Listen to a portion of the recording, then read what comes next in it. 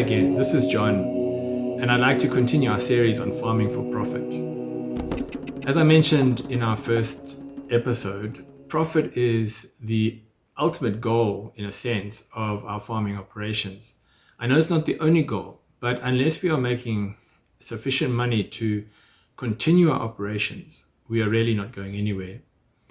But in our first episode, we looked at how we would develop a vision for our farm, a vision that encompasses three components: the financial component, the environmental component, and the social component. On the finances, we need to be viable. We need to make money. On the environmental aspect, we want to have a farm which is regenerative and at least sustainable. A farm that creates an ecology, an ecological system that is functional and beneficial and is growing. And on the social front, we want ourselves, our family, our workers, their workers' family, and the community around us, and even into the whole country, to be one in which we contribute in a good manner, so that our social environment is a happy one, a productive one, a conciliatory one, one in which there is good communication, and at the end of the day, ideally, that everyone is content and at least happy and able to function normally as they would in a good social context. Now, today, I want to focus in on profit. What is it and how do we generate it? Now, profit is something which takes a long time to achieve in a farming operation. We have long cash flow cycles in farming. It's not like a small tuck shop on the side of the road where you can cycle your money on a daily basis. In farming, we cycle our money at least on a seasonal basis, maybe in some enterprises on a shorter time frame, like layers could be on a daily basis. Broilers could be on a 4-week to 6-week cycle. Dairy is also on a daily cycle. But most enterprises are fairly seasonal, and so it takes a long time to generate profit. But the one thing we need to be as farmers is to have an abundant mindset, to think about earning money rather than thinking about, I wish I could earn more, but thinking about how I can really earn an income, a good income on my farm that will generate a profit. Now, to look at some of these profit concepts, I'd like us to look at some paperwork that we'll do now. So the first thing we've got to think about when we're talking about profit is, if we're going to earn profit, what are we going to use it for? Now, there are many things that we can think about in terms of use of profit. Now, obviously, firstly, if we do make a profit on our farm, we end up having to pay tax. Okay, so tax is a percentage of our profit. It's unavoidable. So we need to think about that and say, okay, if we earn profit, we're going to end up paying tax, which is fine. Okay, but there's a number of other places or uses of our profit after we paid our tax. One of them could be just simply to build reserves.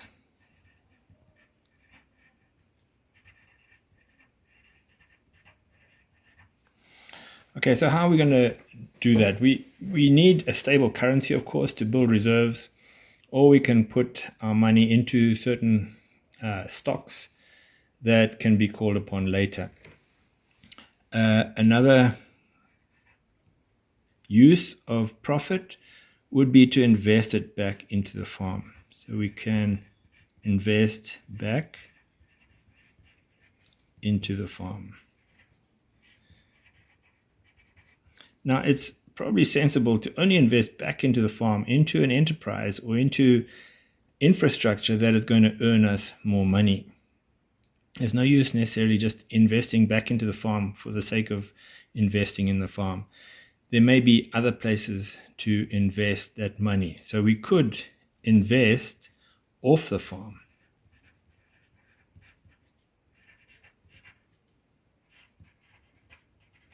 And this might be a sensible thing to do in certain situations.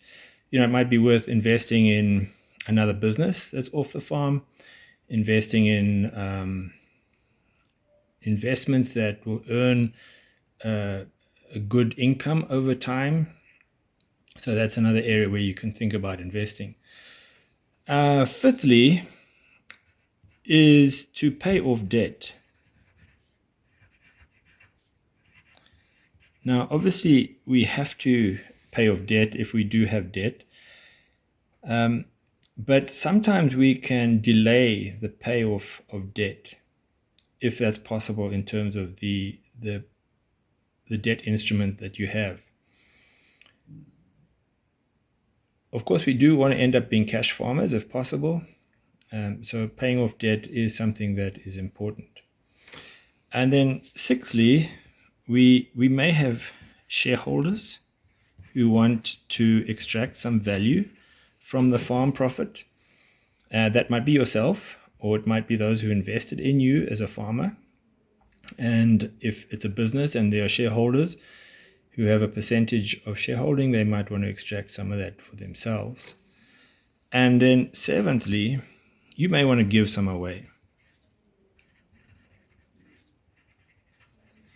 Maybe there's some worthy things that you can put your money into just as a way of gifting other people. It might be the church, it might be some social necessity that's out there, your friends, your family, whoever, you can give that away.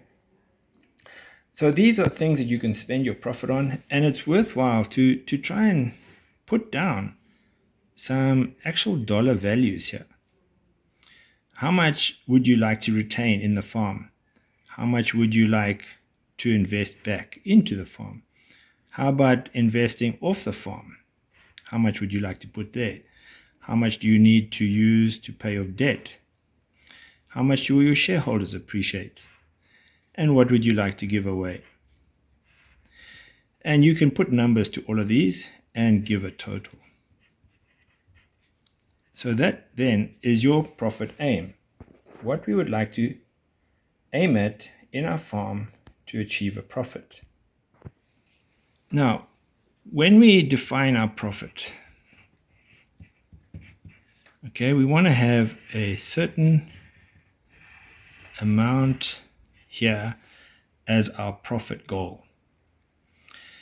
And let's just, for argument's sake, say that we would like $20,000. That's our target for this coming year. We want to earn a profit of $20,000. And then we need to decide, okay, what percentage of our turnover will that represent? Okay, so if we want a 10% profit or a 20% profit, we need to define that so that we can then work out everything else in our profit equation. So let's just say we're going to aim at a 10% profit. Now, the profit equation goes like this. We have two parts to this profit. This first box we're going to call our overheads. Our overheads or our fixed costs, and we'll define these later. And then over here,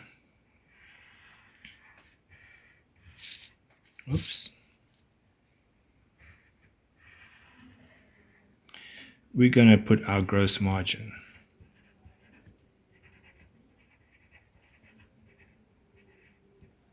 Okay, and we'll define this as well. This is our total gross margin from the farm. Now, the gross margin is made up of two components. The first over here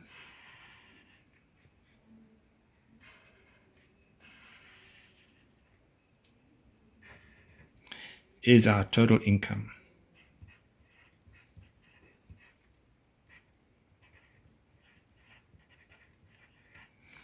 Okay, so we're going to get total income from our farming operations, and then on this side we're going to have our total variable costs.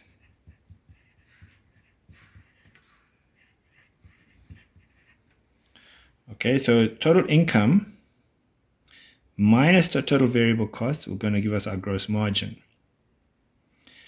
And then our gross margin minus our overheads is going to give us our profit. So that's the basic model that we use to determine our profit and to establish our business operational systems. Now, our total income here can be defined from our profit. So we want 20,000 profit, of which that represents 10% of our total income. So in this case, our total income has to be what? It has to be 20,000 divided by 0.1. Okay, so 20,000 divided by 0.1 is $200,000. So that's how much total income we have to have in order to achieve a profit of 10%. Now, when we then work backwards, okay, we've got to now think, okay, we want a total income of that, but we're going to have total variable costs here, and we want to achieve a gross margin here. So when we think about our gross margin, we want to think about how much is our gross margin as a percentage of total income. Now, usually in farming, we want a gross margin of about 50%.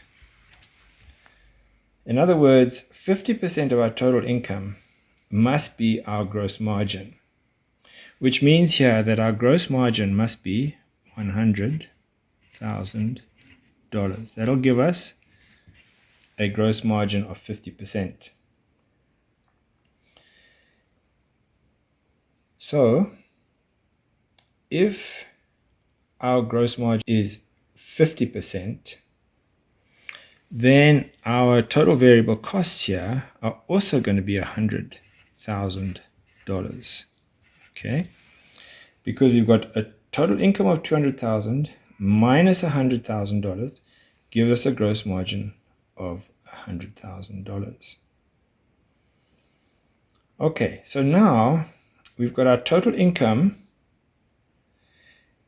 minus our gross margin, okay, leaves us $100,000 spare. But we want a profit of 20,000 that has to come out of that 100,000 of gross margin, which means now that our overheads cannot be more than $80,000. Okay, so $100,000 gross margin less overheads of $80,000 are going to give us a profit of $20,000.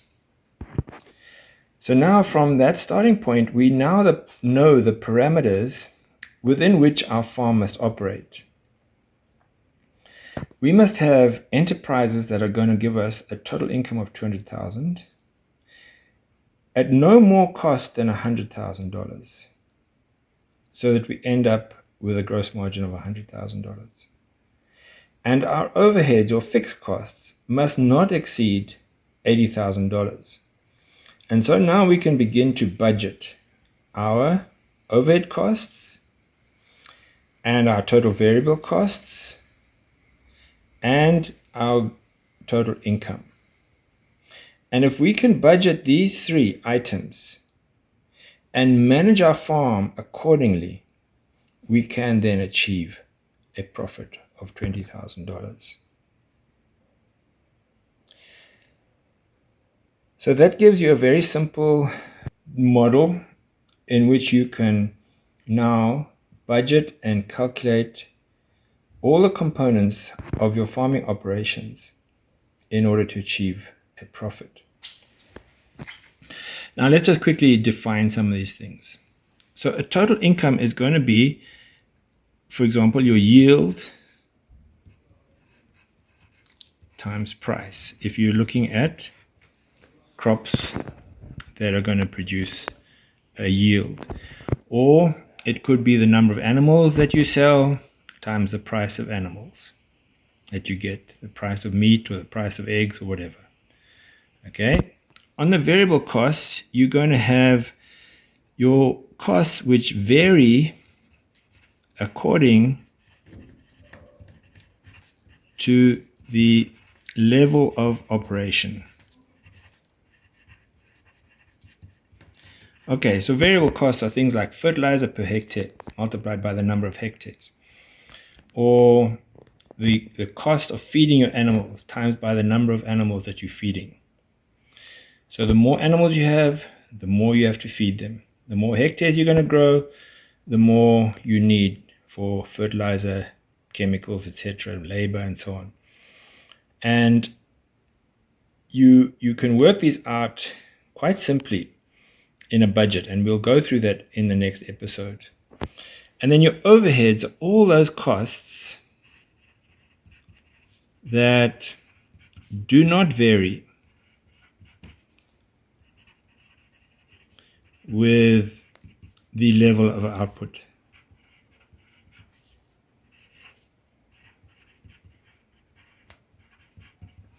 So in here, you're going to have things like your salary, your vehicle costs, the rent if you're paying for a rental farm, your statutory fees like what you pay for labor and any licenses that you require.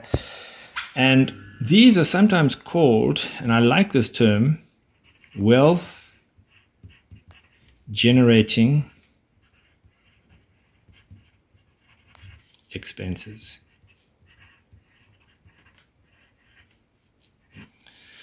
Now, the reason why I like that term is because often overheads can run away from us.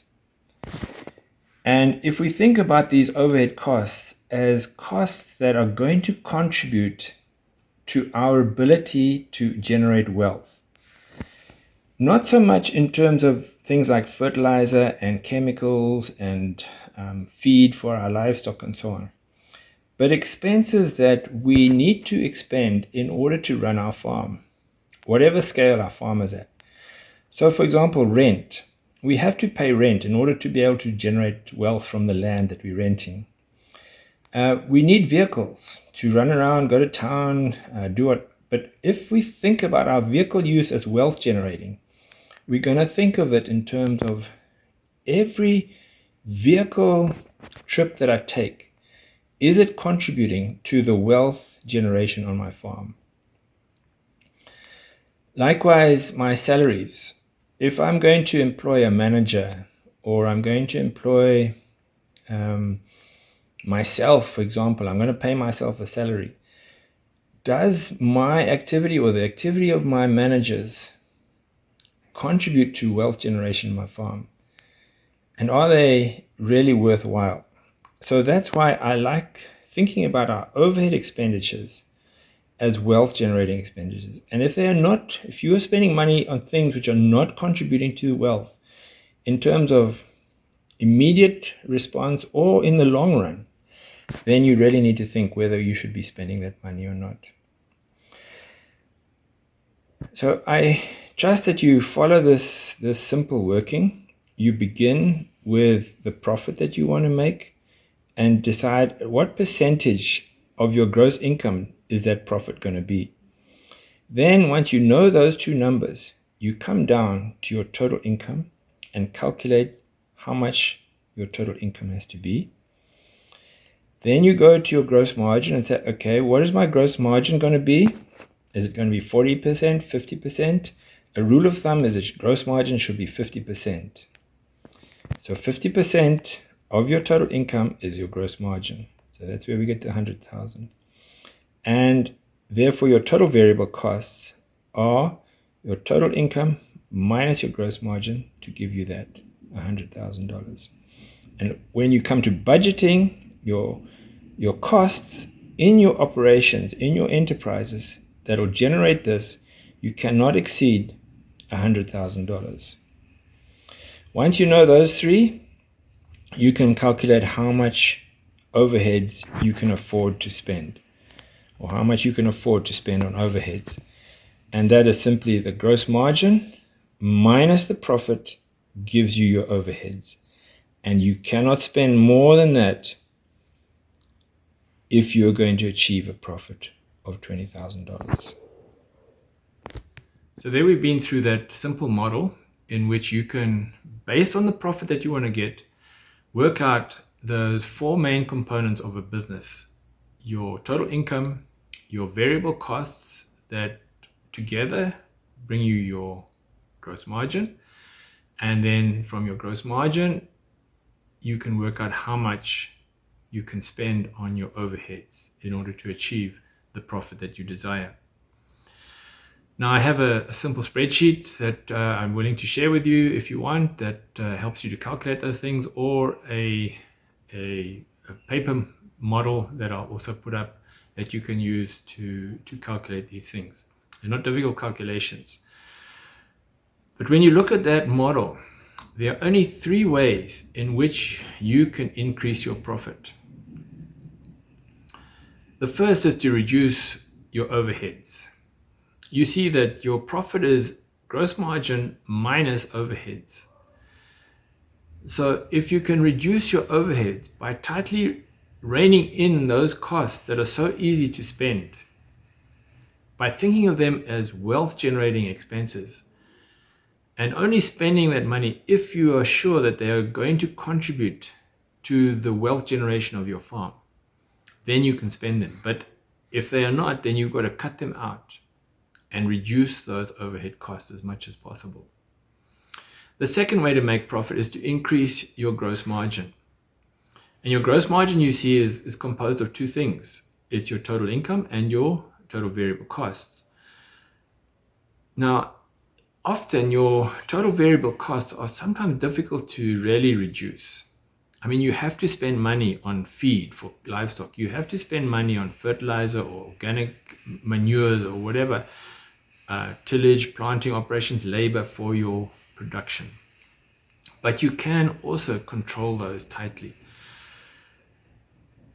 So you can improve your gross margin by not only controlling those costs, but also by managing those costs in a very timeous and efficient way. And then thirdly, you can increase profit by increasing your total income. And income, you saw, was a function of yield times price, or the number of animals and the weight of those animals times by the price. So price then is a very critical component of that total income. Sometimes as farmers we are price takers, but there may be ways in which you can increase your price by direct marketing, or by finding better marketing channels, or by having a higher quality product. But you can think about how you can increase your price. And then you can also look at how you improve your yield in your crops, or feed conversion ratios in your livestock, or the number of eggs that you're producing, or the rate of gain of your animals, or your milk yield. You can find ways to, through management and through improved application of your variable costs, your inputs, to improve your yield. And it can go beyond that, just simply through things like the housing of your animals, or the management of your fields for water conservation, or the application of manures, which might not cost much but will improve your soil health. Things like that, which can really boost the yield of the crop without significant expenses. So those three things: reducing overheads, improving your gross margin, and increasing your total income, are the ways you can make more profit. But you have to begin with defining what profit you want to make. How much money do you want to make on your farm? That's going to be available for utilization in things like reinvesting, investing elsewhere, building reserves, giving it away, or paying some money out to your shareholders, and of course paying tax. But tax is not going to take all your profit. So identify, write it down, and just think through that. What is that number? What is that profit that I want to make on my farm? And work backwards from that into all your costs and your income generation. And then I believe you're in the right position to start managing your farm. So thanks for watching. I hope that helps you to think through this profit component. We'll spend in our next episode some more time on analyzing those three components and looking at how we build up an enterprise budget. So thanks for watching again. If you need any assistance or you want to make some comments, you feel free to email me or WhatsApp me. I'll give you my details at the end of this presentation. All the best. Cheers for now.